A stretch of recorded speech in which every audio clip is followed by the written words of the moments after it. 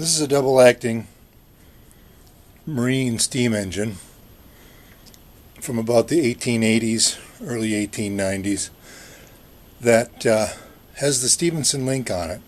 And I'm going to climb over there and try to illustrate how the Stephenson Link can, on the fly, change the direction of rotation of the engine. So I'll be turning it over by hand and demonstrating what the Stephenson Link does to the valve train in order to accomplish that. And I won't be running it, but I'll be turning it over by hand. And I have to climb over around the tripod at the moment.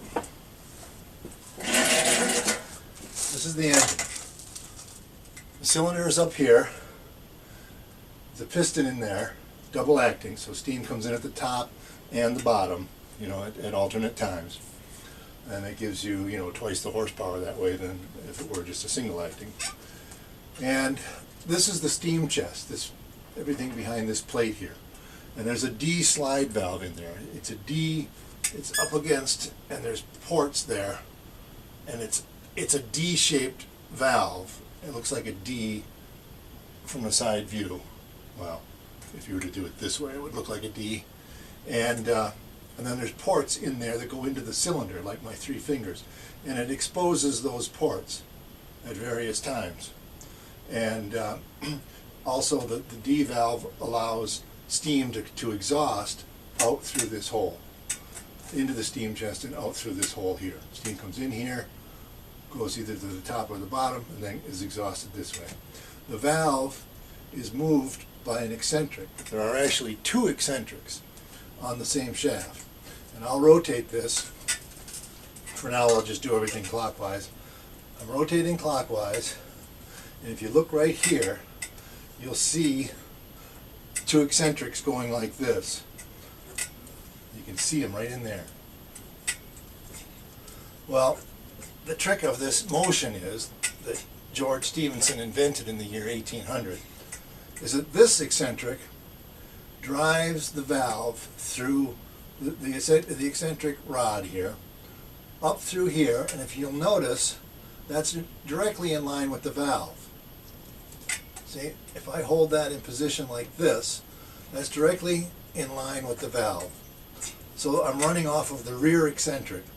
If I send this linkage over, which is the Stephenson Link, then the other eccentric is in play, and notice that the valve has moved between one position, we'll call that the forward position, and the other position, which is the reverse position. These eccentrics are set up so that the engine runs forward in this one, reverse in this one. So on the fly, you can pull this handle, it's just dangling there, but there's a lever here normally, and you can pull that back and forth while the engine is running to change the phase relationship between the valve and the piston. So, as I rotate this, I'll hold it in that position all the way over. We're getting the action of this valve rod, which probably is reverse, so I should actually be going the other way.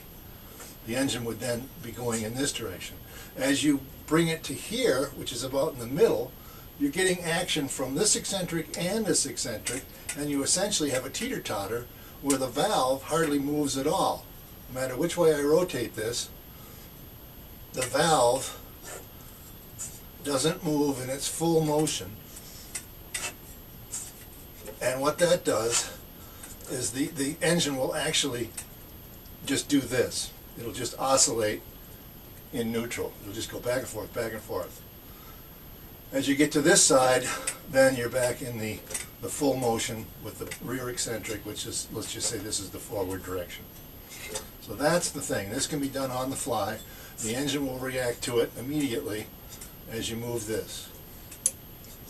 Now it's much easier to show this when it's actually running by the steam, because when I'm doing this by hand, the valve is giving no pressure change, phase relationship to the cylinder, to the piston. So it's a little hard to describe.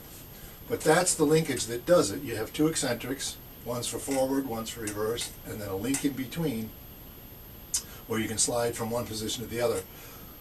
So the speed of the boat is either full reverse or full forward, and then in the middle it's neutral. The propeller is just oscillating back and forth, and anywhere else is like, maybe that'd be like half forward. This would be half reverse, you know, speed.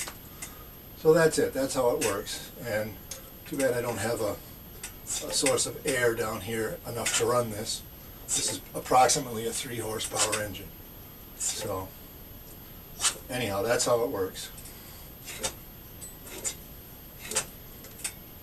And you can see that you can move that on the fly if the engine were running. So that's it. Okay, I'm going to shut her down.